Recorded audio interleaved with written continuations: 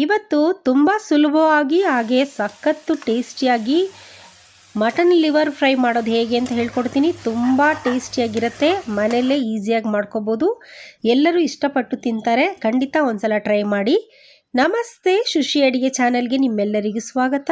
ಬನ್ನಿ ರೆಸಿಪಿ ಮಾಡೋದು ಹೇಗೆ ಅಂತ ನೋಡೋಣ. ಅದಕ್ಕಿಂತ ಮುಂಚೆ ದಯವಿಟ್ಟು ವಿಡಿಯೋನ ಸ್ಕಿಪ್ ಮಾಡಿದಿರ ಕೊನೆವರೆಗೂ ನೋಡಿ. ಇಲ್ಲಿ ಅರ್ಧ ಕೆಜಿಯಷ್ಟು ಮಟನ್ ಲಿವರ್ ಇದೆ. ಇದನ್ನು ತೊಳೆದು ಕ್ಲೀನ್ ಮಾಡಿ ಇಟ್ಕೊಂಡಿದ್ದೀನಿ. ಈಗ ಸ್ಟವ್ ಹಚ್ಬಿಟ್ಟು ಒಂದು ಪ್ಯಾನ್ ಇಟ್ಕೊಳ್ಳೋಣ.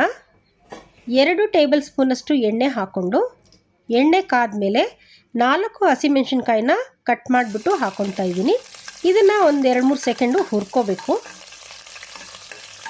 ಈ ಥರ ಹುರಿದಿದ್ದಾದಮೇಲೆ 2 ಮೀಡಿಯಮ್ ಸೈಜ್ ಈರುಳ್ಳಿನ ಸ್ಲೈಸ್ ಮಾಡಿ ಇಟ್ಕೊಂಡಿದ್ದೀನಿ. ಅದನ್ನು ಹಾಕ್ಕೊಂಡು ಸ್ವಲ್ಪ ಹೊತ್ತು ಇದನ್ನು ಫ್ರೈ ಮಾಡ್ಕೊಳ್ಳೋಣ. ಈರುಳ್ಳಿದು ಕಲರೆಲ್ಲ ಚೇಂಜ್ ಆಗಬೇಕು, ಅಲ್ಲಿವರೆಗೂ ಇದನ್ನು ನಾವು ಫ್ರೈ ಮಾಡ್ಕೋಬೇಕು.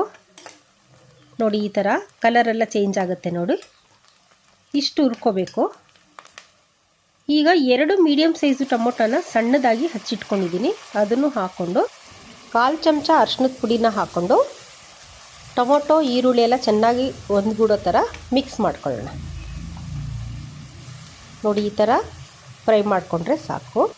ಈಗ 1 ಸ್ಪೂನು ಮೆಣಸಿನ ಪುಡಿ, 1 ಸ್ಪೂನು ಜೀರಿಗೆ ಪುಡಿ, 1 ಸ್ಪೂನು ಅಚ್ಕಾರದ ಪುಡಿ, 1 ಸ್ಪೂನು ಧನಿಯಾ ಪುಡಿ, 1 ಸ್ಪೂನು ಗರಂ ಮಸಾಲ ಪುಡಿನ ಹಾಕ್ಕೊಂಡು ಮಿಕ್ಸ್ ಮಾಡೋಣ. ಈರುಳ್ಳಿ ಪುಡಿಗಳು ಟೊಮೊಟೊ ಎಲ್ಲ ಹೊಂದ್ಗುಡ್ಕೋಬೇಕು, ಅವಾಗವರೆಗೂ ಇದನ್ನ ಫ್ರೈ ಮಾಡ್ಕೊಳ್ಳೋಣ. ಈಗ 1/2 ಸ್ಪೂನಷ್ಟು ಶುಂಠಿ ಬೆಳ್ಳುಳ್ಳಿ ಪೇಸ್ಟ್ ಹಾಕ್ಕೊಂಡಿದ್ದೀನಿ. ಈ ಶುಂಠಿ ಬೆಳ್ಳುಳ್ಳಿದು ಹಸಿ ವಾಸನೆ ಹೋಗೋವರೆಗೂ ಹುರ್ಕೋಬೇಕು ನಾವು. ನೋಡಿ, ಈ ಥರ ಎಲ್ಲ ಮಸಾಲೆ ಮಿಕ್ಸ್ ಆಗೋವರೆಗೂ ಹುರ್ಕೊಳ್ಳೋಣ. ಈಗ ನಾನು ಅರ್ಧ ಕೆಜಿ ಮಟನ್ ಲಿವರ್ನ ತೊಳೆದು ಇಟ್ಕೊಂಡಿದ್ದೀನಿ. ಅದನ್ನು ಈ ಮಸಾಲೆ ಜೊತೆಗೆ ಸೇರಿಸ್ಕೊಂಡು ಮತ್ತೆ ನಾವು ಮಸಾಲೆ ಎಲ್ಲ ಮಿಕ್ಸ್ ಆಗೋವರೆಗೂ ಹುರ್ಕೋಬೇಕು. ನೋಡಿ, ಈ ಥರ ಮಿಕ್ಸ್ ಮಾಡ್ಕೋಬೇಕು. ಈಗ ಅರ್ಧ ಚಮಚದಷ್ಟು ಉಪ್ಪಿನದು ಪುಡಿ ಹಾಕ್ತಾಯಿದ್ದೀನಿ. ನೀವು ನೋಡಿಕೊಂಡು ಎಷ್ಟು ಬೇಕೋ ಅಷ್ಟು ಹಾಕ್ಕೊಳ್ಳಿ. ಕಡಿಮೆ ಆದರೆ ಆಮೇಲೆ ಹಾಕ್ಕೋಬೋದು, ಒಂದೇ ಸಲ ಜಾಸ್ತಿ ಹಾಕೋಬೇಡಿ. ಈಗ ಉಪ್ಪು ಹಾಕ್ಕೊಂಡು ಇದನ್ನು ಚೆನ್ನಾಗಿ ಮಸಾಲೆ ಎಲ್ಲ ಹೊಂದ್ಗೂಡೋ ಥರ ಮಿಕ್ಸ್ ಮಾಡಿಕೊಂಡು 1 ಗ್ಲಾಸಷ್ಟು ನೀರನ್ನ ಹಾಕ್ಕೋತಾ ಇದ್ದೀನಿ. ನೀರು ಹಾಕ್ಕೊಂಡು ಒಂದು ಸಲ ಕುದಿ ಬರೋಕ್ಕೆ ಸ್ಟಾರ್ಟ್ ಆಗುತ್ತೆ. ಆಗ ತಟ್ಟೆ ಮುಚ್ಚಿಬಿಟ್ಟು 10ರಿಂದ 15 ನಿಮಿಷಗಳ ಕಾಲ ಇದನ್ನು ಬೇಯಿಸ್ಕೋಬೇಕು. ನೋಡಿ, 15 ನಿಮಿಷ ಆಗಿದೆ. ತಟ್ಟೆ ತೆಗಿತೀನಿ. ನೋಡಿ, ಕಲರ್ ಎಷ್ಟು ಚೆನ್ನಾಗಿ ಕಾಣ್ತಾ ಇದೆ, ನೀರೆಲ್ಲ ಹಿಂಗಿದೆ, ಹಾಗೆ ಸುತ್ತಲೂ ಎಣ್ಣೆ ಬಿಟ್ಕೊಂಡಿದೆ. ನೋಡಿ, ಈ ಥರ ಮಟನ್ ಲಿವರ್ನ ಬೇಯಿಸ್ಕೋಬೇಕು, ಆವಾಗ ಸಖತ್ತು ಟೇಸ್ಟಿಯಾಗಿರುತ್ತೆ. ಈಗ ಓಪನ್ ಉರಿಯಲ್ಲಿ 1 ನಿಮಿಷಗಳ ಕಾಲ ಚೆನ್ನಾಗಿ ತಿರುಗಿಸ್ಕೊಂಡು ಮತ್ತೆ ಫ್ರೈ ಮಾಡ್ಕೊಳ್ಳೋಣ.